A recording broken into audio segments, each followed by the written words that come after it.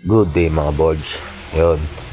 Eto mga boards, no, bali TV rack ang ginagawa natin yan. Kung makikita nyo, no, duko varnish tayo, nagkukulay na tayo, no.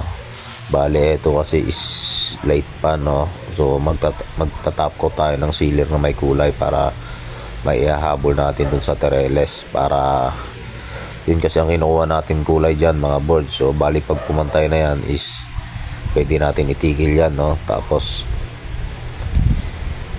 papatuyo tayo, tapos is titirahin naman natin yung duko white natin, ibabaw niyan, at saka yung bali loob ng TV rack na to mga boards, no.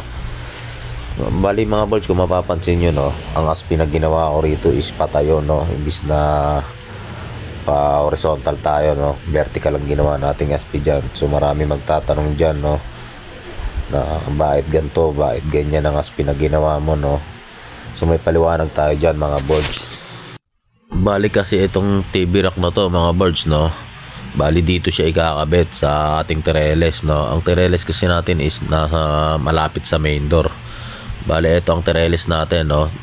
Yung mga tereles na yan mga boards, dyan yung makikita yung design na yan, dyan sa likod na yan. Tapos dito naman siya sa harap, dyan siya ipipix ng ating karpentero, no.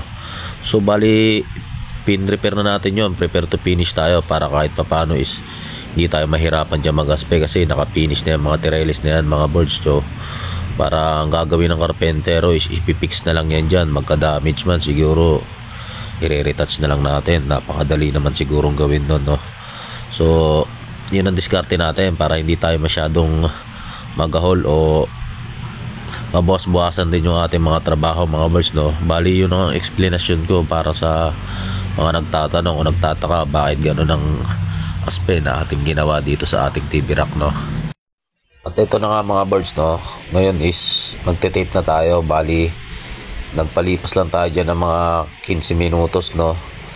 Bali nga pala kasi is sa mga oras na yan is alas 3 na ng hapon yan mga boards. So hinahabol talaga natin bago mag 5 na matapos natin tong TV rack na to mga boards, para kahit papano is goods naman tayo, no.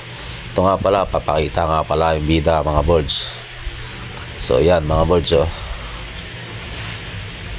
So ayan, bali ito mga boards, no, tape tayo, tapos tirahin na natin yung duo white, no.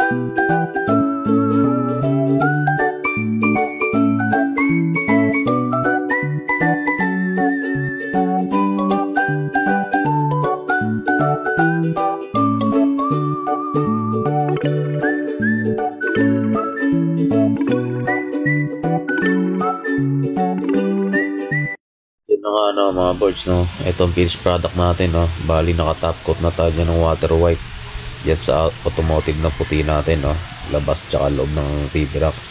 Bali ito mga boards, wala pang top coat tong ano. Ayan, makikita nyo mga boards, so pinagdikitan niya ng dyaryo. Bali sinabi ko nga kanina, no, medyo ano pa yung loob niyan, sariwa pa, pero diskarte ko dyan, patuyuin natin yan mga boards ng tuyong-tuyo, tapos lihain natin ng pino, sabay i-top coat na natin yan ng clear gloss mga boards.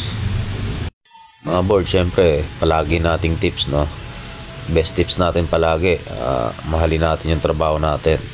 So yun lang, salamat sa panonood.